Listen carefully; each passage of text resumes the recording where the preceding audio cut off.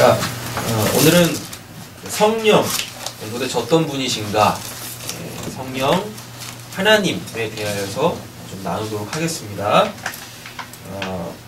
녹색 글자로 되어져 있는 사도신경 3절 첫 번째 부분 우리 같이 한번 읽어보겠습니다. 성령을 믿사오며. 아멘. 자, 이렇게 되어져 있습니다. 이거 이제 영어로 보니까요, I believe in the Holy Spirit 이라고 이렇게 되어져 있습니다. I believe는 뭐냐면 나는 믿다예요. 나는 믿는다. 그 다음에 in 하면은 어디 안에서거든요. 어디 안에서. 그러면은 어디 안에서 믿느냐? 더 홀리 스피릿, 그 성령 안에서, 그 거룩한 영 안에서 나는 믿습니다 라고 이렇게 번역을 할 수 있죠. 근데 이제 왜 우리 한글에서는 성령을 믿사오며 라고 되어져 있냐면, 그 이제 옆에 보시면은 believe in 이라고 되어 있죠. 요게 이제 뭐뭇을 믿다예요. believe in 해놓고 뒤에 뭐가 이렇게 있으면은 그것을 믿다거든요. 그래서 영어 문법에 의하여서 이제 한글이 이게 번역이 되어지면서 성령을 믿사오며 이렇게 되는 거예요. 그런데 하나님은 엄밀히 따지면 우리가 이렇게 믿는 대상이 아니에요. 그러니까 여기 보시면 I believe라고 돼 있죠. 그럼 그거 내가 믿는 거잖아요. 내가 믿는데 그 하나님을 내가 믿음의 주체가 되어져 가지고 나 하나님 믿습니다. 하나님은 이런 대상이 아니에요. 누군가에 의하여서, 특별히 피조물에 의하여서 인정받으셔야 되고 또 피조물에 의하여서 믿어지셔야 되는 그런 분이 아니세요. 하나님은 피조물을 만드셨기 때문에 피조물이 와 하나님 대단하시다 이런 걸로 영광 받으시는 분이 아니세요. 그리고 피조물들에게, 당신이 만들어 놓으신 피조물들에게 야 제발 나 좀 믿으라니까 하나님 이런 분도 아니세요. 성경을 면밀히 이렇게 잘 살펴보면은요, 하나님은 처음부터 이 세상이 만들어지기 전부터, 우리가 태어나기 전부터 이미 뭘 하셨냐면, 너는 나 믿게 되어질 거야. 너가 믿고 싶어도 나를 못 믿을 거야. 이렇게 아예 날아버리셨다니까요. 근데 인간들이 이거에 대하여서 자존심이 상하는 거죠. 왜? 왜 나는 하나님 못 믿게 만들었어요? 왜 나는 하나님 믿고 싶지도 않은데 하나님 믿게 만들었어요? 인간들이 이른다니까요. 그게 사탄이에요. 그게 하나님을 대적하는 거예요. 그래서 영어 문법으로 따지면 성령을 믿사오며가 맞는데, 성경의 문맥을 이렇게 쭉 따져보면 이건 성령을 믿는 게 아니라 성령님으로 통하여서 성령님이 하시는 그 일들 있죠. 그걸 믿는 거예요. 그걸 믿는 거.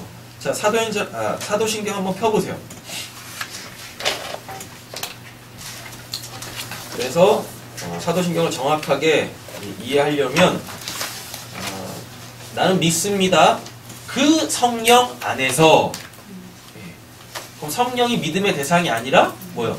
성령님 안에서 믿어야 될 내용들이 있다는 얘기거든요. 그게 이제 다음 시간에서부터 볼 3절, 두 번째, 세 번째, 네 번째 이렇게 간단 말이죠. 뭘 믿는 겁니까? 성령 안에서 거룩한 공예, 교회입니다. 다음에 성도가 서로 교통하는 것, 교제하는 거예요. 교제하는 것. 다음에요, 죄를 사하여 주시는 것, 속죄죠. 그리고 몸이 다시 사는 것, 부활이죠. 영원히 사는 것, 영생. 이걸 믿는 거예요. 성령님 안에서 성부와 성자가 이 역사 속에 행하셨던 그 일의 총합이 뭐냐면, 교회 세우시고 그 교회 안에서 교제케 하시고, 그리고 그 교제를 통하여서 속죄를 이루시고, 그리고 이 사망의 몸을 벗어나 그 신령한 몸을 입고 하나님 나라에서 영원히 사는 것. 요게 믿어지는 거예요. 요게. 이거 내가 믿고 싶다고 해서 믿어지는 게 아니라 그 성령 안에서 나머지 이 부분들을 믿는다라는 그 고백이 이제 사도신경의 세 번째 3절, 그 첫 번째 성령을 믿사오며가 갖고 있는 의미란 말입니다. 그래서 자꾸 이렇게 나는 성령을 믿습니다. 성령을 믿습니다. 이렇게 가시면 안 되는 거예요.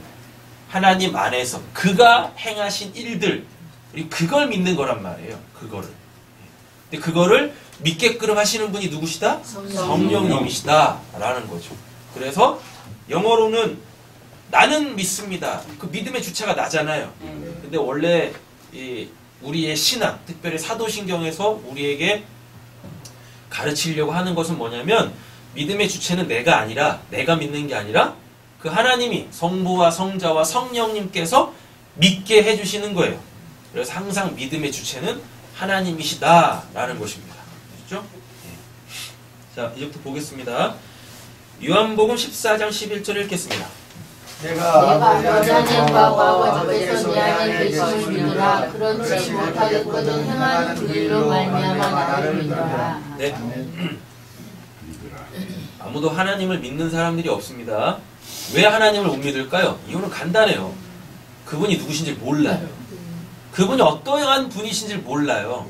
그러니까 그분을 통해서는 믿을 수가 없어요. 게다가 하나님은 눈에 보이지도 않잖아요. 우리한테 인식 자체가 안 되잖아요. 근데 그걸 어떻게 믿을 거냐고요. 맞죠? 근데 그 눈에 보이지 않는 하나님께서 그 묵시 속에 있는 그 하나님께서 어디로 들어오셨어요? 역사, 이 피조세계, 우리가 살고 있는 이 세계 속으로 들어오셨죠. 그래서 우리한테 보이셨죠. 뭘로? 예수로. 우리가 똑같은 그 인간의 모습으로 보이셨단 말이에요. 그죠? 아니, 예수가 그분 맞잖아요. 예. 우리가 볼 수 없는 그 묵시에, 네. 우리 죽음 이후에나 인식할 수 있는 그 묵시에, 그 세계, 그 세계 속에 계시는 그 성부는 이 피조세계, 이 역사에서는 우리가 볼 수도 없다니까. 들을 수도 없고 느낄 수도 없어요. 그러니까 그분을 믿을 수가 없단 말이죠. 근데 그분을 믿어야 그게 영생이죠. 네. 요한복음에서 예수님이 직접 말씀하십니다. 영생은 하나님을 아는 것, 그리고 그 하나님을 알므로 통하여서 그분이 믿어지면 그때 그거를 영생이라고 한단 말이에요. 그거를. 그분을 믿어야 우리가 영생하는데, 구원을 받는데 그분을 인식할 수 없으니까 그분께서 어떻게 우리를 살리시려고 우리가 똑같은 인간의 그 모습, 예수 성자로 이 땅에 오셨단 말이죠. 근데 그분이 우리가 이렇게 이 육신적 눈으로 보는 그 예수는 그분을 통하여서 하나님을 볼 수 있는 사람이 한 명도 없었어요. 한 명도 없었어요. 그러니까 오늘 예수님께서 요한복음 14장 11절 이렇게 말씀하시는 거예요. 그래, 지금 눈 앞에 보이는 하나님은 안 믿어지지. 그죠? 왜? 그건 우상이니까. 그 우상 믿으면 안 돼요. 그러니까 하나님이 못 믿게 하는 거예요. 이걸 아셔야 돼요. 아니, 그 예수님이 오셨는데, 하나님이 오셨는데도 왜 그분을 안 믿어? 이 바보같이. 우리가 그렇게 하는 게 아니라니까요. 하나님이 우상으로 왔는데 그 우상을 믿어버리면 안 되는 거잖아요. 맞잖아요. 그래서 예수는, 자, 오해 없이 들으세요. 예수는 우리가 믿어야 될 대상이 아니에요. 예수는요. 왜? 그건 뭐니까 하나님의 우상이란 말이에요. 그러니까 그건 믿으면 안 돼요. 그래서 하나님이 그거를 깨트리시는 거예요. 그 우상을 깨트리시는 거예요. 그래서 예수님이 자꾸 뭐라고 하냐면 나를 통해서 하나님을 봐야지. 자꾸 그 얘기 하시는 거라니까요. 근데 사람들은 뭐합니까? 그 예수를 따라다니네. 그 예수를. 나 따라다니면 안 돼. 계속 말씀하시는데. 그래서 예수님이 뭐라고 말씀하세요? 그래, 나를 보고 나를 믿을 수가 없겠지. 내가 하나님이라는 걸 믿을 수가 없겠지. 그런데 지금 내가 하는 일을 통하여서 믿어. 누구를? 하나님을. 예. 그렇게 말씀하시는 거예요. 예수님이 하셨던 일이 뭐니까요. 도통 인간으로서는 할 수 없는 일들을 이 땅에서 하셨잖아요. 죽은 자를 살리고 고칠 수 없는 병을 고치고 무리를 걷고, 그죠? 오병이에, 칠병이에 역사를 일으키고 이런 일을 하시잖아요. 그건 누구만 하실 수 있어요? 하나님만 하실 수 있단 말입니다. 하나님. 자, 그래서 우리는 하나님을 어떻게 믿냐면 그분께서 우리의 삶 속으로 뚫고 들어오셔가지고 그분이 행하시는 그 일을 통하여서 우리는 하나님을 믿는 겁니다. 근데 문제는 뭐냐면 하나님께서 우리의 삶 속에 들어오셔서 일하고 계시는데 우리가 그걸 또 못 알아먹네? 그래서 우리가 이거를 알아먹게 하기 위하여서 그 말씀이라 듣는 거예요. 지금 우리가 이렇게 하고 있는 거. 설교라는 걸 통하여서 하나님의 말씀을 듣는 겁니다. 하나님의 말씀을 들어야 하나님께서 내 삶 속에 내 삶을 이렇게 뚫고 들어오셔가지고 지금도 나를 하나님의 백성으로 만들어 가시고 그리고 하나님이 믿어지게끔 하나님께서 이렇게 막 구원의 사역을 이루시고 계시는 걸 이게 하나님이 하고 계시는구나 알아먹을 수 있단 말이에요. 그래서 말씀이 없으면 도통 하나님을 믿을 수가 없어요. 그분을 내 삶 속에서 인식을 할 수가 없어요. 인식을. 그래서 믿음은 들음에서 난다라고 하는 거예요. 그냥 말씀만 듣는다고 믿음이 생기는 게 아니에요. 말씀을 들으면 하나님에 대한 지각이 열려요. 지각이.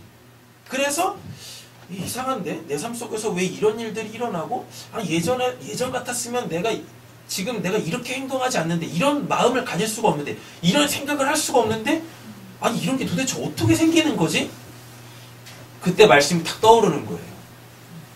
지금 하나님께서 나를 이렇게 하고 계시는구나. 예전에 내가 아니라 전혀 새로운 나로서의 그 삶을 살게 하시는구나. 야, 진짜 하나님이 살아계시네. 그래서 하나님이 믿어지시는 거예요. 그 보이지 않는 그 묵시의 하나님을 이제 믿게 되어지는 거죠. 그 하나님이 믿어지면 예전에는 볼래야 볼 수도, 느낄래야 느낄 수도 없었던 그 묵시가 보여지기 시작합니다. 그곳의 소리가 들려지기 시작합니다. 그게 하늘이 열리는 거예요. 하늘이 열리면 남들은 볼 수 없는 그 묵시의 세계가 열려버린다니까요. 그때 그걸 계시라 그래요. 금요일날 나눴잖아요. 묵시, 계시, 역사 이래가지고 거기가 보여지게 되어지면 이 역사에서 일어나는 그 모든 일들 그렇구나. 하나님께서 이거 알아먹게 하시려고 나에게서 이런 일들이 일어나는구나. 그러면 이제 사도 바울이 고백했던 그게 이제 나오는 거죠. 뭐요? 모든 것이 협력하여 선을 이룬다고. 근데 하늘이 열리지 않은 사람들, 묵시가 열리지 않은 사람들, 그 묵시를 보지 못하는, 즉 계시가 안 됐다는 얘기죠. 맞죠? 하나님이 하시는 일들이 모르는 사람들은 뭐예요? 야, 너 하나님 믿는다고 하면서 네가 믿는 하나님은 어디 계시는데 네 인생 그렇게 꼬이고 말리고 그러냐? 야, 좀 하나님한테 기도 좀 해봐. 그거 잘 되게. 그런데 묵시가 열린 사람들은, 하늘이 열린 사람들은 그런 거에 마음을 상하지 않는다라는 거죠. 우리가 아직 이 사망의 몸을 갖고 있기 때문에 힘들 수는 있어요. 그 순간 마음이 무너질 수는 있단 말입니다. 그러나 어디서부터? 저 묵시에서부터 위로가 오는 거예요. 이런 일들 다 이것 때문에 내가 다 이렇게 하고 있는 거야. 그게 깨달아지면 우리가 해야 될 건 뭐밖에 없어요? 감사밖에 없는 거죠. 감사밖에 없는 거예요. 기뻐할 수밖에 없고 그렇게 가는 겁니다. 그러니까 세상 사람들이 우리를 보면서 뭐라 그랬어요? 이상한 사람이죠. 정신병자 같고 그런 거예요. 그러나 우리는 지극히 정상이다라는 거죠. 세상에는 미쳐도 돼요. 세상 사람들한테는 바보 같고 미친 사람 같아도 괜찮아요. 누구에게만 정신 똑바로 차리고 있으면 됩니까? 하나님한테만 정신 똑바로 차리고 있으면 되는 거예요. 자, 보겠습니다. 성령은 믿음의 대상이 아니에요. 그래서 I believe in the Holy Spirit 이렇게 그냥 영어 문법으로 이해를 해가지고 성령을 믿사오면 성령은 믿음의 대상이야 이렇게 가시면 안 되는 거예요. 성령님이 하나님이 뭐가 하셔서 우리한테 믿어줘 나 좀 믿어라 뭐하러 그러시겠어요. 그냥 입김 하나라도 우리를 빼짝 말라버릴 수 있게 만드시는 분이신데 성령은 믿음의 대상이 아닙니다. 성령님이 믿게 하시는 것들이 있어요. 그 내용들이 아까 우리가 봤듯이 교회, 세우심, 교제, 하게 하심, 죄사, 부활, 영생 이게 믿는 거예요. 이걸 믿게 하시는 분이 성령님이시란 말이에요. 자, 믿음은 성령에 의하여 나에게 어떤 변화가 생기는 것입니다. 그래서 히브리서 11장 1절이 뭐예요? 믿음은 바라는 것들의 실상이요 보이지 않는 것들의 증거다. 예전에는 보이지 않던 것들이 이제 막 보이기 시작하는 거죠. 사람들은 이 피조세계, 이 역사라는 감옥에 갇혀가지고 그렇게 이 썩어져 없어질 것들에 목숨을 걸고 그걸 어떻게 해서든지 더 얻기 위하여, 그래서 그걸로 내 힘을 구축해서 이 세상에서 왕노릇하고 싶어 하는데, 예전에 우리도 그랬잖아요. 맞잖아요. 근데 변화가 되기 시작하는 겁니다. 내 안에 성령님이 들어오셔가지고 그 묵시를 알게 하시고 그 하나님께서 베푸시는 창조사역, 구원의 사역을 알게 되어지면 점점 바뀌게 되어져요. 어떻게? 이 역사의 메인 삶이 아니라 이 역사에서 놓여져서 자유해져서 그 묵시의 삶을 살게 되어지죠. 그럼 그 묵시의 삶이 뭐겠습니까? 계속 말씀드리잖아요. 묵시는 내가 살기 위하여서 내 바깥에 있는 그 어떤 것을, 또는 내가 나의 존재를 입증시키기 위하여 내 바깥에 있는 그 어떤 것들을 힘, 양분으로 취할 필요가 없는 것이에요. 지금 우리는 이 역사 속에 다 부족하고 연약하고 불완전하잖아요. 맞죠? 근데 묵시에서의 나는, 그 묵시의 세계 속에서의 그 삶은 완벽 그 자체란 말입니다. 뭘 더 해야 될 것도 없어요. 부족한 것도 없어요. 거기는 충만이고 그 충만을 다 풍성하게 누리는 곳이란 말입니다. 그래서 우리는 그 저 묵시가 보여져야 되는 거죠. 하나님 좀 믿게 해주세요가 아니라 하나님 저 묵시가 보여질 수 있도록 하나님 제 안에서 일해 주세요.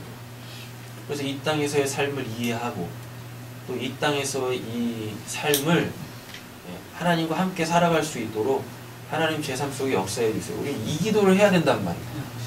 이 땅에서의 삶을 어떻게 이해해요? 어떻게요? 이 땅에서의 삶을 이해하는 어떤 사람들은 부분에서 이런 어떻게 질문들을 다 갖고 살아요. 난 뭐 때문에 살아야 되지? 무엇을 위해 살아야 되지? 나는 왜 태어났을까?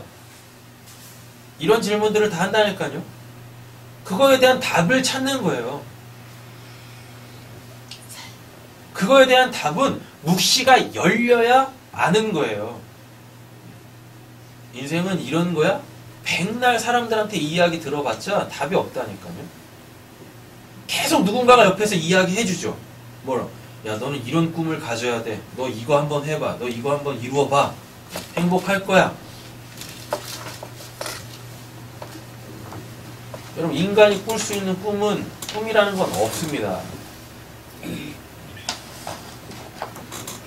인간이 뭐 되고 싶은 거? 하나님은 우리한테 원하시는 게 너 이렇게 살아. 너 이거 하면서 이 땅에서 살아. 하나님은 그런 거에 관심도 없어요. 하나님께서 우리가 이 땅에서 어떠한 삶을 살기를 원하시냐면 너 있던 곳 그곳 알고 와. 너 있던 곳 그곳 알고 와. 우리 원래 어디 있었어요? 우리 묵시에 있었던 사람들이잖아요. 거기에서 이 역사로 튕겨져 나온 거지 않습니까? 하나님께서 우리에게 원하시는 건 하나밖에 없어요. 너 있던 곳이 어떤 곳인데 그거 알아갖고 와. 그거 알아갖고 그거란 말이에요. 되셨나요? 질문하신 거에 대한 답이에요? 그럼 여기서는 꿈도 없고 그렇기 때문에 그냥 살라는 거예요? 그냥 사는 거? 그건 또 아니잖아요. 이제 제 얘기를 해보면 저는 어렸을 때 꿈이 있었어요. 꿈이 뭐였냐면 목사가 되는 겁니다. 그래서 그 꿈을 이뤘잖아요. 지금 제가 목사잖아요. 좀 목사가 되면 행복할 줄 알았어요. 왜? 꿈을 이뤘으니까. 그리고 제가 원하는 삶을 살게 될 줄 알았어요. 그 목사 되겠다라는 꿈은 그건 누가 무슨 너 목사해 이래서 꾼 것도 아니에요. 그리고 어느 날 하나님이 너는 목사해 그런 것도 아니에요. 그냥 제가 어렸을 때 봤던 그 목사에 대한 모습이 좋았어요. 뭐 때문에 좋은지 모르지만 하여튼 교회에서 이렇게 목사님들이 참 멋있어 보였고 좋았던 것 같아요. 그래서 목사가 되기로 했습니다. 근데 목사가 되면 뭐 다 이루고 행복하고 뭐 그런 줄 알았는데 아니더라고요. 목사가 되니까 꿈을 갖고 그 꿈을 이루니까 하나님께서 그 꿈을 통하여서 정말 저에게 원하시는 것들이 있더라라는 거죠. 하나님 알아가기. 그러니까 꿈은 그냥 마음껏 꾸세요. 그러니까 본인들이 하고 싶은 거 그냥 마음껏 하세요. 그 꿈 하나님이 주시는 거 아니에요. 그냥 내가 보기 좋은 거 그냥 하면 되는 거예요. 아, 나 저거 하고 싶어요. 나 저런 사람 되고 싶어요. 나 저거 하면서 살고 싶어요. 그거 하고 싶으면 그냥 그거 하면 돼요. 그리고 그거 이루기 위해서 열심히 살면 돼요. 열심히. 그럼 하나님께서는 그가 열심히 그래서 그 꿈을 이룬 거 있잖아요. 또 그 꿈을 이루기 위해서 열심히 살고 있는 그 삶의 과정들, 그 삶의 과정을 통해서 하나님께서 당신을 알리신단 말입니다. 꿈 없이 살라는 말 아니에요. 아무것도 하지 않고 그냥 이렇게 그냥 뭐 주어진 삶 그냥 대충 살면 되는 겁니까? 아니라니까요. 내가 뭐에 올인을 해봐야 된다니까요. 내가. 그래서 그거를 이루기 위해서 열심히 살아야 돼요. 그럼 그 가운데서 하나님께서 역사하시는 겁니다. 그 가운데. 근데 기독교가 어느 순간부터 뭐예요? 예, 꿈을 이루라고 그러고 하나님께서 나에게 가지고 계시는 그 꿈, 넌 이런 사람 돼야 돼? 이런 거 가르치잖아요. 아니라니까요. 그냥 내가 하고 싶은 거 하면 돼요. 아, 멋있어 보이는 거 그거 하면 돼요. 나한테 재능 있는 거 그냥 그거 하시면 돼요. 그거 그냥 성공하세요. 성공하시라니까요. 그런 게 나쁜 거 아니에요. 근데 그게 우리의 구원과는 상관없어요. 다만 그 꿈을 이루다 보면 그 가운데서 하나님께서 또 알게 하시는 풍성한 것들이 있다라는 겁니다. 그런 거. 그럼 그 과정에서 하나님의 알리심을 느끼면 그게 은혜겠네요? 그죠? 근데 그 알리심을 못 느끼면은 이 땅에다가 바벨탑 쌓는 거죠. 이 땅에다가 자기를 위해 사는 거잖아요. 결국은 나 왕 되기에 혈안이 돼가지고 사는 거죠. 자, 보겠습니다. 어떠한 변화가 일어납니까? 보이지 않는 실제 진리죠. 묵시의 그 세계, 영원한 하나님의 나라에 눈뜨게 되는 것입니다. 이게 보여야 이 땅에서의 이 삶이 이해가 되어지는 거예요. 묵시가 열리지도 않았는데 이 땅에서의 삶은 이런 거야, 뭐 저런 거야. 백날 들어봤자 이 땅에서 그렇게 잘 살아내지 못해요. 잘 살 수가 없어요. 결국은 다 뭐예요? 다 허무로 빠져요. 그래서 솔로몬이 그 얘기하는 거예요. 전도서에서. 헛되고 헛되고 헛되며 헛되다. 다 바람을 잡는 거예요. 다 헛수고들이에요. 그래서 솔로몬의 그 인생 말년에 전도서 12장에 하는 말이 뭡니까? 청년의 때에 하나님을 기억하라 라고 이야기하는 거죠. 우리 인생은 결코 허무주의로 가지 않습니다. 그런데 자기의 꿈을 갖고 그 꿈을 이뤘다 할지라도 거기에 누가 없으면, 하나님이 없으면, 내가 돌아가야 될 그 묵시가 열려있지 않으면 결국은 다 뭐예요? 다 허무주의로 빠지게 되어 있어요. 우리가 아직 그 꿈이라는 걸 이루지 못했기 때문에, 그리고 또 꿈도 굉장히 또 크잖아요. 또 높고 맞잖아요. 그 꿈을 이루지 않았기 때문에 그 꿈을 이룬 대단한 사람들의 그 호화스러운, 멋있어 보이는 풍요로운 그 삶을 보면서 막 동경만 하잖아요. 그잖아요. 여러분 이렇게 한번 생각해 보세요. 또 이러시면 안 됩니다. 그래도 그런 삶 한번 살아보고 싶어요. 이쪽으로 가지 마시고 그 대단한 대기업의 이 총수들이, 그 대단한 기업의 총수들이 매일같이 전용기 타고 막 몰디브로 가면서 막 그냥 모히또 마시고, 그죠? 예. 게다가 막 그랜드 캐년 이렇게 막 한번 다니고, 뭐 나야가라 폭포에서 막 그거 찍고 막, 예? 뭐 그런 걸 매일 한다고 생각해 보세요. 매일 한다고. 그 매일 할 때마다 행복할 것 같으십니까? 결국은 다 질린다니까요. 그래서 또 뭐 어때요? 또 뭐 없을까? 예. 그래서 또 새로운 거 찾고 또 새로운 거 찾고 예. 그게 채워지지 않는 욕망이라고 하는 거예요. 그게 그렇단 말이에요. 자, 보겠습니다. 성부와 성자 안에서 믿는 내용들 역시 성령께서 믿게 하시는 것들입니다. 이거는 이제 사도신경의 구조를 보시면 돼요. 사도신경의 구조가 이렇게 되어 있습니다. 나는 믿습니다. 딱 해놓고 누구요? 성부. 근데 사도신경에서 성부에 대한 이야기가 뭘로 나와요? 창조사요. 그죠? 전능하신 하나님 아버지를 믿사오며. 근데 그분이 뭐 하셨대요? 천지를 창조하신 이잖아요. 창조사요. 근데 창조사역의 완성은 뭘로? 새하늘과 새 땅이죠? 새하늘과 새 땅입니다. 새하늘과 새 땅은 뭘 뜻하는 거예요? 요한계시록에서. 내가 구원받은 성도가 하나님의 집 되는 거. 이게 새하늘과 새 땅이잖아요.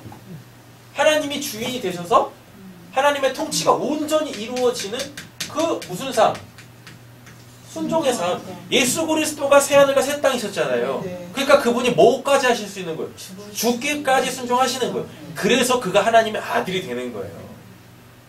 하나님의 아들.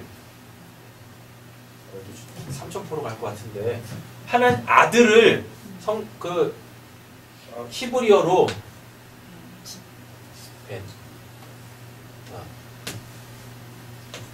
벤 이렇게 합니다. 벤. 그럼 이게 뭐냐면 여기 점에 똑 찍혀 있거든요. 이게 하나님의 집이란 뜻이에요. 이 베이트가. 그리고 이게 물고기인데 성경에서 물고기는 예수 상징해요. 그래서 원래 교회의 표지가 십자가가 아니라고 말씀드렸습니다. 원래 교회의 표지가 물고기예요. 물고기를 익투스라 그래요. 익투스. 익투스. 근데 익투스가 뭐냐? 하나님의 아들 예수 그리스도 구원자라는 뜻이거든요. 그래서 예수님이 우리한테 뭐라 그래요? 사람 낚는 어부. 사람 낚는 어부. 이 저주받은 이 세상 바다. 저주받은 이 세상 바다. 그래서 요한계시록에 가보면 뭐라 그래요? 다시는 바다가 없고 저주, 이 피조세계가 없다고요. 근데 지금 우리가 이 바다에 살고 있잖아요. 이 세상이라는 바다, 하나님의 저주의 바다, 물에 빠지면 다 죽습니다. 그래서 사람들이 이 세상에 다 태어나면 다 영적으로 죽어 있는 거예요. 네크로스. 왜? 여기가 보이지 않는 바다거든. 눈으로 볼 수 없는 바다이거든요. 하나님의 저주받은 그곳. 사람이 물에서 어떻게 삽니까? 그러니까 사람이 물에 빠지면 뭐 어때요? 나 살려주세요. 그러면 물 바깥에 있는 사람이 건져내서 살리는 거잖아요. 예. 이게 물고기 형상이에요. 그럼 이거 사람이란 뜻이에요. 그럼 아들이 뭐겠습니까?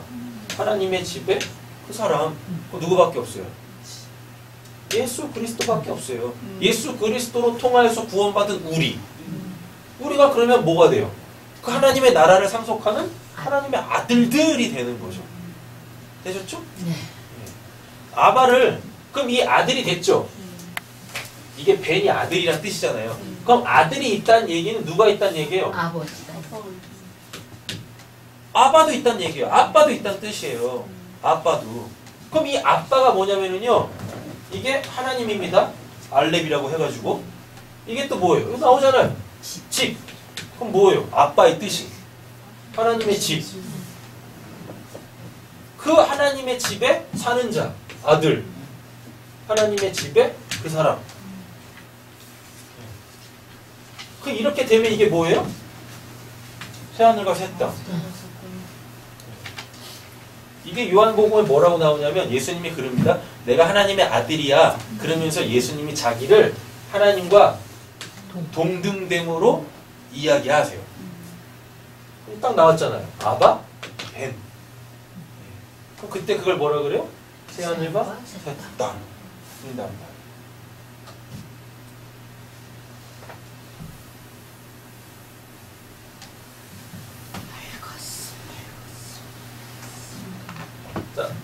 보세요. 이렇게 돼 있죠? 나는 믿습니다 해놓고 성부에 대한 이야기가 나옵니다. 그래 놓고 뒤에 여기에 뭐가 나오냐면 이제 and가 나와요. 영어로 보면. 이 and가 뭐냐면 앞에 있는 거하고 똑같다라는 얘기예요. 동격이다라는 얘기예요. 그래 놓고 성자에 대한 이야기를 나옵니다. 뭐 동정녀 마리아에게 태어나시고 뭐 또 그다음 뭐죠? 성령으로 잉태되시고 네. 동정녀 마리아에게 나시고 네. 본디오 빌라도에 고난 받으시고 죽으시고 부활하시고 다시 오시고 그죠? 그럼 그게 다 뭐예요? 이게 구원 사역이에요. 예수에 대한 이야기는 구원 사역이에요. 하나님이 창조하셨죠. 창조를 왜 하셨어요? 구원하시려고. 됐죠? 예. 이렇게 되는 거예요. 나는 믿습니다. 근데 이것도 똑같은 구조입니다. 뭐 안에서? 이 하나님 안에서 뭘 믿어? 또 근데 이 성부가 and 뭐란 얘기예요? 성자란 얘기예요. 그럼 또 뭐예요? 그 성자 안에서 믿습니다. 뭘 믿어? 성부를 믿고 성자를 믿는 게 아니에요. 뭐예요? 요걸 믿는 거예요. 그분이 하시는 그 일들. 그분이 하시는 그 일들. 그걸 믿는 거예요. 자, 그 다음에 나옵니다. 뭐라고요? 그 다음에 여기 점이 딱 찍혀요. 딱. 여기 점이 딱 찍힙니다. 되셨죠? 자, 그래 놓고 이제 나오는 거예요. 3절. 왜? 이게 1절이고 이게 2절이잖아요. 3절이 나옵니다. 똑같은 구조로 가요. 나는 믿습니다. 뭘로? 인. 누구누구 안에서. 누구? 성령. 성령. 그래 놓고 요거 있죠? 창조사역과 구원사역. 이게 이제 뒤에 나열되는 거예요.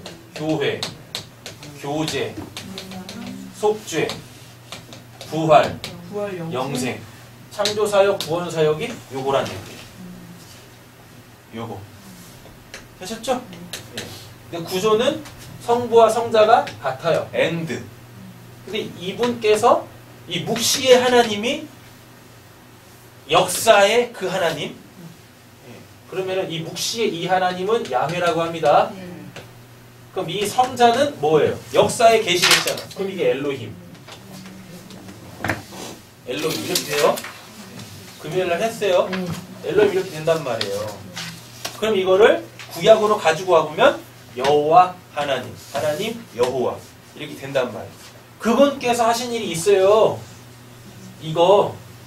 이거의 내용이 이거란 얘기예요. 근데 잘 보셔야 돼요.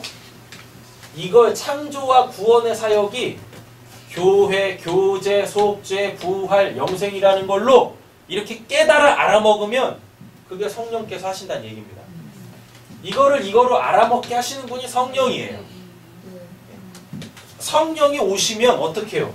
아, 성부가 성자구나. 아, 이 성부가 묵시의 그 하나님 야훼네. 아, 이 성자가 역사에 보여지는 예수네. 그 엘로힘? 예수네, 성자네, 하나님이네. 이게 이분이 하시는 거예요. 이분이. 근데 이분을 뭐라 그래요? 성령을 뭐라고 하냐면 성부의 영이라 그래요. 성부의 영이 뭐냐면 그분은 살아계시다예요. 그분은 살아계신다. 그분은 진짜 있다. 그리고 예수님이 또 뭐라 그래요? 내가 그분을 보낸다 라고 합니다. 성령을 내가 보낸다 라고 그래요. 그리고 또 뭐라 그래요? 내가 그 성령으로 올 거야 라고 얘기해요. 그럼 어떻게 돼요? 이렇게 되는 거죠. 이게 사도신경의 구조예요. 이렇게 돼 있어요. 나는 믿습니다. 누구누구 안에서? 성부와 성자 안에서. 그런데 성부와 성자가 같은 분이세요. 눈에 보이지 않는 하나님, 눈에 보이는 하나님. 묵시의 하나님, 역사의 하나님. 그죠? 근데 그분이 하신 일이 있네? 이 하신 일을 성령께서 이걸로 알아먹게 하세요. 그래서 결국은 이게 뭐예요? 믿으시는 거. 이렇게 된다. 사도신경의 구조가. 자, 성령은 하나님의 백성에게 임하셔서 하나님의 창조사역과 구원사역을 이루시는 분이십니다. 이제부터 말씀 한번 쭉 읽어 나갈게요. 건너매 엘리야가 엘리사에게 이르되 나는 내게서 데려감을 당하기 전에 내가 내게 어떻게 할지를 구하라. 엘리사가 이르되 당신의 성령이 하시는 역사가 당신의 성령이 여러분 구약에도 성령 나옵니다. 구약 성경에도 성령이 나. 근데 원래 성령님은 역사 속에 공식적으로 임하셨어요. 그게 언제예요? 사도행전 2장이죠. 사도행전 2장을 중심으로 기점으로 해가지고 사도행전 2장 이후로는 성령이 막 공식적으로 막 임하는 거예요. 막 어디에? 교회에 임하는 거예요. 근데 사도행전 2장 전에 구약시대까지 포함해서 사도행전 2장 전에는 성령이 공식적으로 안 옵니다. 특별한 사람에게만 개인적으로 임해요. 이게 차이예요. 그래서 구약 때는 성령이 없었나요? 아니요. 성령 있잖아요. 성령 있다니까요. 구약에 쉽게 그냥 우리가 이렇게 이해하려고 성령으로만 번역되어져 있는 거를 쭉 찾아가지고 다 적은 거예요. 근데 구약에 보면 하나님의 신, 하나님의 영이 겁나게 많이 나와요. 그게 다 성령이란 뜻이란 말이에요. 근데 일부러 제가 그냥 성령으로 번역되어져 있는 그 구절만 이렇게 쭉 적어가지고 여기다 이렇게 기록을 해놓은 거예요. 왜 이걸 기록했냐면 구약 시대에도 누가 계셨어요? 성령이 계셨다니까요. 구약 시대도 하나님께서 성령으로 역사를 하셨단 말이에요.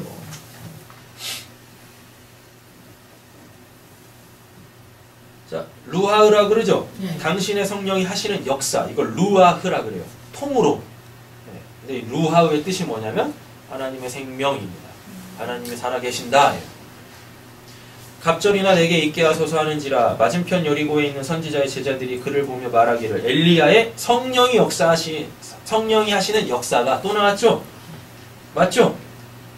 네. 나온다니까요. 엘리사 위에 머물렀다 하고 가서 그에게 나아가 땅에 엎드려 그에게 경배하고. 그러니까 성령님은 뭐 하시는 분이세요? 뭘 하시는 분이시네. 성령이 하시는 역사가 이렇게 돼 있잖아요. 이게 루아흐라는 단어거든요. 그럼 성령님은 개개인적으로 역사하셔가지고 그 개개인 안에서 뭐 하시는 거예요? 이걸 하시는 거예요. 개개인적으로 막 역사하시는 거예요. 그때 그래가지고 이런 사람들이 있잖아요. 성령 받아가지고 이상한 짓 하는 사람들 있지 않습니까? 막 은사가 나쁜 게 아닙니다. 막 은사행하고 막 그리고 성령을 무슨 뭐 능력으로 보는데 아니에요. 성령이 진짜 성경에서 말하는 성령이 임하면 내가 하고 싶은 일, 역사의 그 어떤 일, 사람들이 원하는 그 일하는 게 아니라 이 일하는 거예요. 이거를 알게끔 하게 하는 거예요. 그래가지고 그냥 무슨 뭐 성령 집회다 가지고 불 받아라 막 해가지고 뭐 이상한 거 하는 거 사기란 말이에요. 다 귀신 역사란 말이에요. 분별할 줄 알아야 된단 말이에요. 우리에게 성령이 역사하면 우리 안에서 역사하시는 성령은 하나님의 일을 하시는데 하나님의 일은 하나밖에 없어요. 뭐 이거 알게 하시는 거. 근데 그거를 이분이 하신다. 성령이 하시는 일은 이거밖에 없어요. 왜? 이게 영원한 거니까. 이게 썩지 아니할 거니까. 근데 성령이 오셔가지고 이 몸에다가 썩을 것을 한다고요? 어차피 썩어져 없어질 것들을 해결하기 위해서 성령이 그렇게 역사하신다고요? 여러분 묵시가 열린 사람들이 바라는 게 뭐밖에 없겠습니까? 거기 가고 싶은 거밖에 없지. 왜 거기하고 여기하고 어떻게 비교가 됩니까? 근데 왜 성령께서 역사하셔가지고 여기에다 더 소망을 두게 하냐고요? 왜 여기에 더 매이게 만드냐고요? 그럼 귀신 역사란 말입니다. 그거 잘 분별하셔야죠. 역대상 12장 18절입니다. 그때 성령이 30명의 우두머리 아마새를 감싸시니 이르되 다윗이여 우리가 당신에게 속하겠고 이새의 아들이여 우리가 당신과 함께 있으리라. 네. 그때 성령이 30명의 우두머리 아마새를 감싸시니 라고 돼 있죠. 그잖아요. 그러니까 여기서도 좀 성령이 뭘 하시는 거잖아요. 뭘 하세요?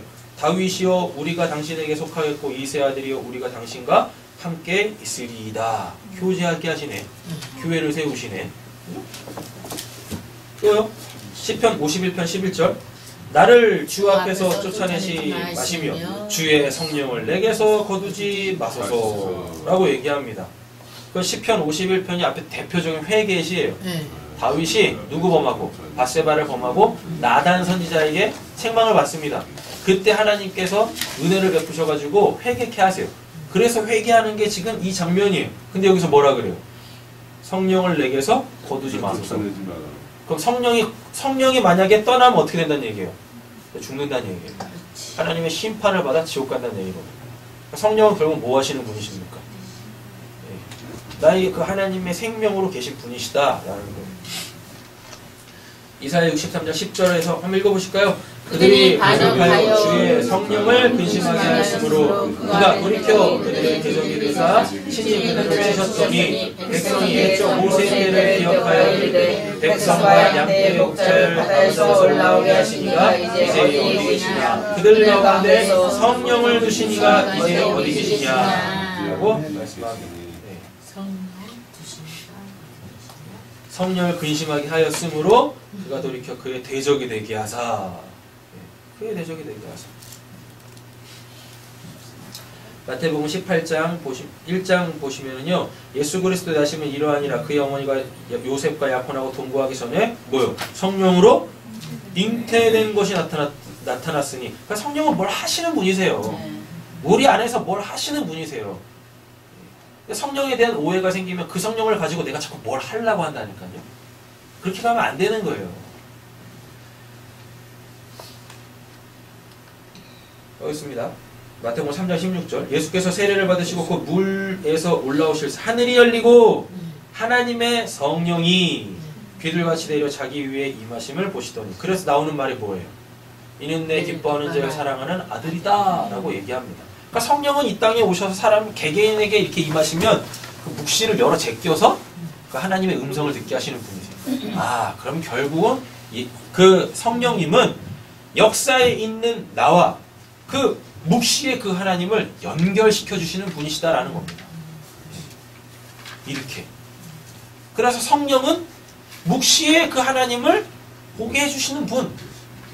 그래서 그 하나님께서 지금 역사 속에 있는 나에게 행하시고 계시는 그 일들을 알아먹게 하시는 분이 성령이다라는 것이죠. 마태복음 4장 1절 보시면 그때 예수께서 성령에게 이끌리어 마귀에게 시험을 받으러 광야로 가시죠? 맞죠? 네. 성령님은 뭘 하시는 분이세요. 우리가 그분을 이용해 먹는 게 아니란 말입니다. 말하는 이는 너희가 아니라 너희 속에서 말씀하시는 이 곧 너희 아버지의 성령이시니라 라고 하시네요. 성령님은 우리 안에서 뭘 말씀하세요. 복음을 말씀하세요. 우리에게 복음을 말씀하시게 하시는 분이시다라는 것입니다. 우리 사랑하는 성도님들에게 복음이 선포되어지길 간절히 소원합니다. 아멘. 그 복음은 내 안에서 누가 하시는 거예요? 성령이 하시는 거예요. 그러나 내가 하나님의 성령을 힘입어 귀신을 쫓아내는 것이면 성령님은 또 뭘 하세요? 귀신을 내쫓네요. 그 귀신이 뭔데요? 하나님을 대적하는 거죠. 그죠? 그 귀신이 나가면 어떻게 되겠습니까? 구원받는 거죠. 성령님은 하나님의 그 창조사역, 창조의 완성, 구원사역, 하나님의 아들 되게 하시는 것, 그거 하시는 분이십니다. 그걸 못하게 하고 있으면 귀신 들린 거예요. 멀쩡해도 귀신 들린 겁니다. 하나님의 나라가 이미 너희에게 임하였느니라. 그러므로 내가 너희에게 이르노니 사람의 모든 죄와 모독은 사하심을 얻되 성령을 모독하는 것은 사하심을 얻지 못한대죠. 성령을 모독하는 건 사하심을 못 받는다. 그건 뭡니까? 성령님께서 지금 구원을 베풀고 계시는데 그 성령님의 그 사역을 모독하고 있네, 회방하고 있네요, 못하게 만들고 있네요. 그럼 그 결국 뭐예요? 구원받지 않겠다는 얘기잖아요. 나 그건 필요 없어요. 그러니까 당연히 사하심을 못 받죠. 왜? 여기 나오잖아요. 속죄 못 받는 거예요. 성령님께서 우리 안에서 그 죄를 속해 주시려고 하는데 어떻게? 이미 예수 그리스도가 2000년 전에 십자가에서 태어나지도 않았던 우리의 죄까지 짊어지고 죽어버리셨잖아요. 그 죄를 없애셨잖아요. 이제 2000년 전에 그 예수의 십자가의 그 속죄, 하나님의 그 사랑을 성령이 시간과 공간을 뛰어넘어 오늘 우리에게 적용시키신단 말이에요. 그거를 방해하네? 나 그거 필요 없어요? 그럼 어떻게 구원을 받을 거예요? 못 받는 거죠. 그래서 성령의 사하심은 구원을 못 받는다라고 이렇게 얘기를 하는 거예요. 그래서. 근데 이것도 또 오해해가지고 또 뭐 어때요? 자기가 하나님이 된 자들이 자기가 하는 일은 다 하나님의 일이야. 그래가지고 뭐 어때요? 내가 지금 하고 있는 일 방해하면 성령 회방죄입니다. 그럼 뭐 이르가고 있네? 그 사람이 뭡니까? 그 그 사람이 적그리스도예요. 그가 적그리스도예요. 말씀도 모르고서 자기 중심적으로 말씀을 다 꿰맞추는 거.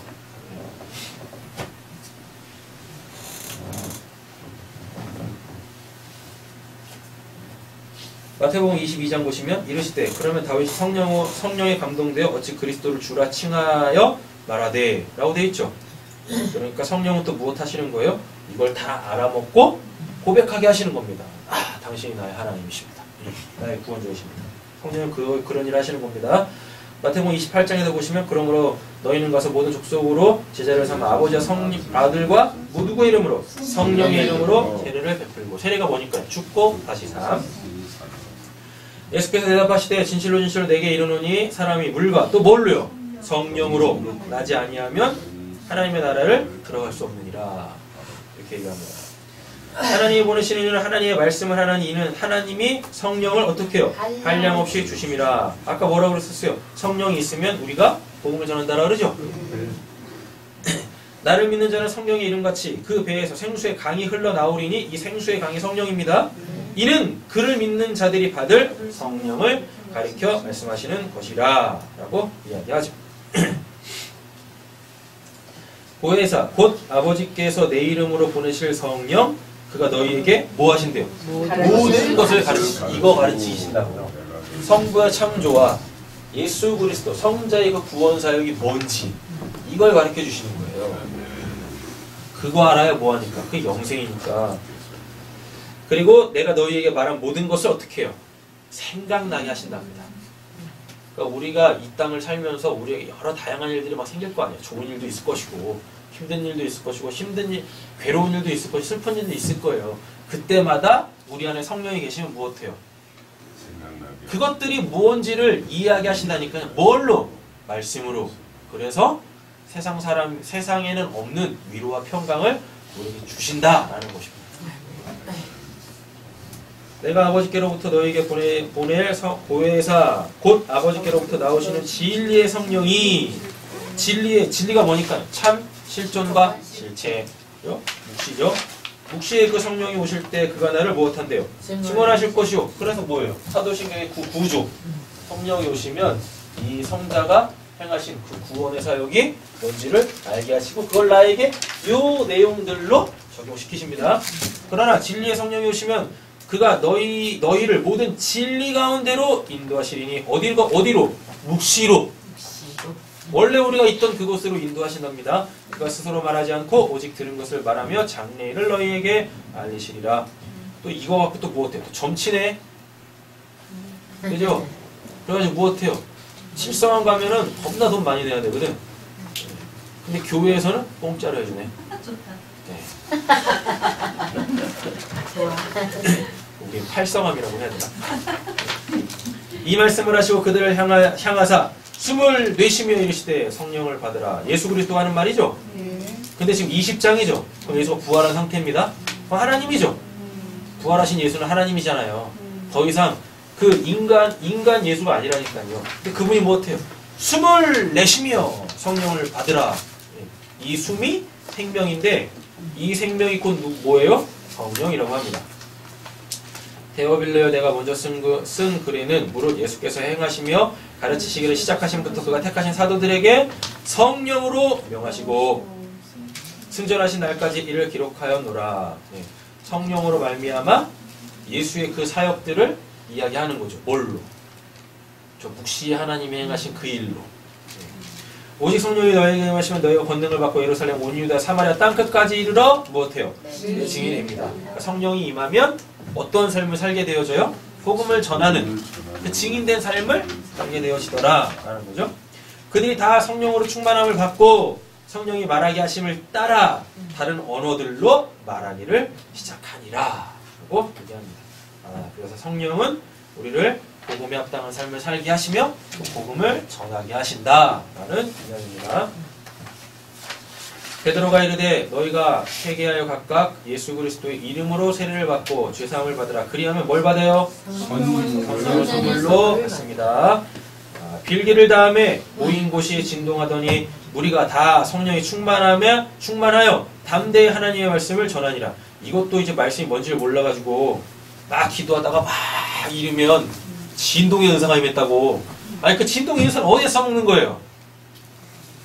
네? 진동의 은사가 임했다고 막 또. 그래가지고 또 기도할 때마다 계속 흔드네. 진동의 은사가 어디 있습니까? 진동의 은사가. 그 미쳤어요? 진동의 은사라는 게 어디 있어요? 성경에 뭐라고? 하나님의 나라는 진동치 않는다고 합니다. 근데 진동의 은사가 있네요? 말도 안 되는 거잖아요. 여기서 그 모인 곳이 진동한다라는 얘기는요, 하나님이 임하실 때 자연적 현상이에요. 구약에 보면 이거 구약의 이미지 갖고 온 거예요. 구약에 오면 구약에는 어떻게 임해요? 하늘이 빽빽해지고 천둥 번개 치고 그리고 땅에 지진이 일어나요. 뭐예요? 그게 피조세계가 깨진다는 얘기예요. 누가 왔으니까? 하나님이 왔으니까. 하나님이 오셨는데 왜 피조세계가 깨지죠? 감당을 할 수 없어요, 피조세계가. 그래서 깨지는 거예요. 그게 이렇게 자연현상적으로 나오는 거란 말입니다. 그 이미지를 갖고 쓰는 거예요. 근데 무슨 진동의 은사가매요. 진동의 은사라는 게 어디 있어요? 그런 거 없어요. 아무데나 막 다 갖다 붙여요. 아무데나. 말씀을 모르니까 막 그렇게 막 사단 역사하는 겁니다.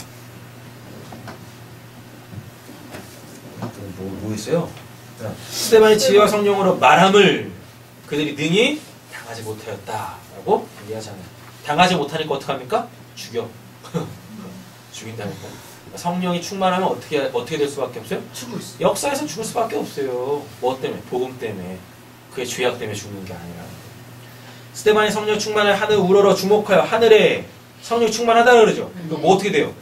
하늘이 열렸네. 하나님의 영광과 및 예수께서 하나님 우편에 서신 것을 보고 말하되 보라 하늘이 열리고 인자가 하나님 우편에 서신 것을 보노라 한데 인자가 하나님 우편에 서신 것을 보나 그럼 뭐예요? 심판이 임하는 겁니다. 무서운 거예요. 이에 두 사도가 그들에게 안수하며 성령을 받은지라 시몬이 사도들의 안수로 성령 받는 것을 보고 돈을 들여 이르되 이 권능을 내게도 주어. 성령을 권능으로 받네? 자기가 써먹을 힘으로 받네? 맞죠? 이렇게 되는 거잖아요. 그러니까 하나님도 결국은 뭐예요? 내가 내 힘으로 추구하려고 하는 거예요. 힘의 논리에서 못 벗어난 거죠. 성령을 그렇게 받는 게 아니에요. 선물로 받는 거예요. 하나님이 나사렛 예수에게 성령과 능력을 기름 붓듯 하셨음에 그가 두루다니며 선한 일을 행하며 마귀에게 눌린 모든 사람을 고치셨으니 이는 하나님이 함께 하셨음이라. 베드로가 이 말을 할 때에 성령이 말씀 듣는 모든 사람들에게 내려오시니 그러니까 성령은 또 언제 받아요? 말씀 들을 때. 왜? 그 말씀을 통하여서 믿어야지. 믿게 하시기 위하여서 성령이 오시는 거란 말입니다. 이는 그리스도 예수 안에 있는 생명의 성령의 법이 죄와 사망의 법에서 너를 해방하였습니다. 그러니까 성령도 뭐예요? 어떤 법이네요. 맞죠? 법이네요. 그 법이 뭐예요? 우리를 보호하는 틀이란 말이에요. 성령이 친히 우리의 영과 더불어 하나님의 자녀인 것을 무엇하신대요? 증언하십니다. 지금 계속 성령이 하시는 일들을 보고 있는 거예요. 그러니까 성령님에 대한 바른 이해가 있어야 돼요. 성경적 바른 이해가 있어야지 성령이 우리에게 임하셨을 때 우리가 바른 신앙생활을 할 수 있단 말입니다. 오직 하나님의 성령으로 이것을 우리에게 보이셨으니 성령은 곧 모든 것, 하나님의 깊은 것까지 통달하시느니라 묵시를 알게 하신다는 얘기입니다. 내가 너희에게 다만 이것을 알려하노니 너희의 성령을 받은 것이 율법의 행위로냐 혹은 듣고 무엇해요? 믿음으로냐. 말씀을 잘 들으시면 그런데 성령이 임하셔가지고 하나님께서 우리의 삶 속에서 행하시는 일들을 믿게 되시는 거다. 내가 이르노니 너희는 성령을 따라 행하라. 그리하면 뭘요? 육체의 욕심을 이루지 아니하리라. 육체의 손은 성령을 거스리고 성령은 육체를 거스리나니 이들이 서로 대적함으로 너희가 원하는 것을 하지 못하게 하려 함이니라. 성령은 하나님의 뜻을 이루십니다. 자기 육체를 위하여 심는 자는 육체로부터 썩어질 것을 거두고 성령을 위하여 심는 자는 성령으로부터 뭘 거둬요? 영생을 거두죠. 너희도 성령 안에서 하나님이 거하실 처소가 되기 위하여 요거 했죠? 어디 갔어 이거? 아바 다음에 벤. 네. 아바는 뭐니까요? 하나님의 집. 벤은 뭐니까요? 아들. 하나님의 집에 두 사람. 되는 거죠. 그럼 이게 다 뭐예요? 새하늘과 새 땅.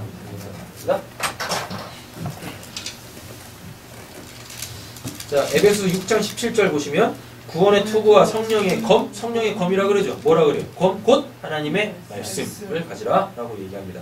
어느 때나 하나님을 본 사람이 없으되 묵시에 그 하나님 볼 수 없습니다. 만일 우리가 서로 사랑하면 하나님이 우리 안에 거하시고 그의 사랑이 우리 안에 온전히 이루어지느니라. 그의 성령을 우리에게 주심으로 우리가 그 안에 거하고 그가 우리 안에 거하시는 줄을 아느니라. 새하늘과 새 땅, 하나님의 온전한 통치, 하나님의 나라를 사는 거죠. 예수께서 하나님의 아들이심을 믿는 자가 아니면 세상을 이기는 자가 누구냐? 세상을 이기지 못하면 어떻게 해요? 이 세상이 갇힙니다. 그래서 이 세상 사람들이 추구하는 그것들을 추구하며 살아요. 이 세상 사람들이 추구하는 건 뭡니까? 하나님 되기, 나 왕 되기 예요.